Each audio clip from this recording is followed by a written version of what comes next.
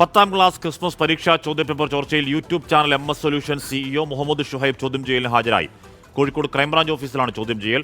ചോദ്യം ചെയ്യലുമായി സഹകരിക്കുമെന്ന് മുഹമ്മദ് ഷുഹൈബ് പ്രതികരിച്ചു.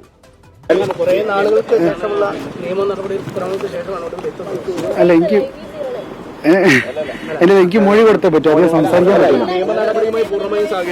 തീർച്ചയായും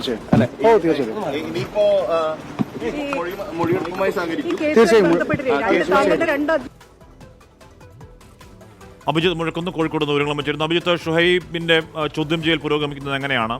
അന്വേഷണത്തെ മുന്നോട്ടുള്ള വഴിയിൽ ഈ ഹാജരാവൽ എത്രത്തോളം സഹായിക്കും? അഭിജിത്ത്.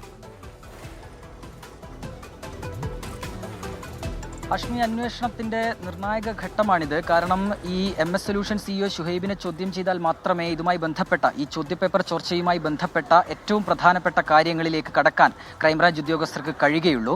ഇപ്പോൾ ഹൈക്കോടതിയുടെ നിർദ്ദേശപ്രകാരമാണ് ഷുഹൈബ് ഇപ്പോൾ ക്രൈംബ്രാഞ്ച് ഓഫീസിലേക്ക് എത്തിയത്. അന്വേഷണ ഉദ്യോഗസ്ഥർക്ക് മുൻപിൽ ചോദ്യം ചെയ്യലിനായി ഹാജരാവുകയും ചെയ്തത്.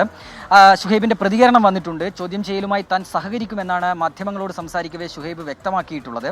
ഏതായാലും ഈ ഒരു കേസ് ഏറെ വിവാദമായ കേസാണ്. നമുക്കറിയാം, 10ാം ക്ലാസ് അർദ്ധവാർഷിക പരീക്ഷയുടെ ചോദ്യപേപ്പറുകൾ ഈ MS സൊല്യൂഷൻ എന്ന യൂട്യൂബ് ചാനലിൽ പ്രത്യക്ഷപ്പെടുന്നു. അതിന് പിന്നാലെ വലിയ പരാതികൾ വരുന്നു, ആരോപണങ്ങൾ വരുന്നു. അതിനെ തുടർന്നാണ് ഇതിൽ ക്രൈംബ്രാഞ്ച് ഈ MS സൊല്യൂഷൻ CEO ആയ ഷുഹൈബ് ഉൾപ്പെടെയുള്ളവർക്കെതിരെ കേസെടുത്ത് അന്വേഷണം ആരംഭിച്ചത്. അതിനെ തുടർന്ന് ഷുഹൈബ് ഒളിവിൽ പോകുന്നു. പിന്നീട് മുൻകൂർ ജാമ്യാപേക്ഷയുമായി ഹൈക്കോടതിയെ തന്നെ സമീപിക്കുന്നു.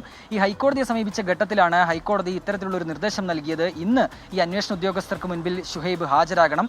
അതിനുശേഷം 25-ന് ഇതുമായി ബന്ധപ്പെട്ട ഒരു റിപ്പോർട്ട് ക്രൈംബ്രാഞ്ച് ഹൈക്കോടതിയിൽ നൽകേണ്ടതുണ്ട്.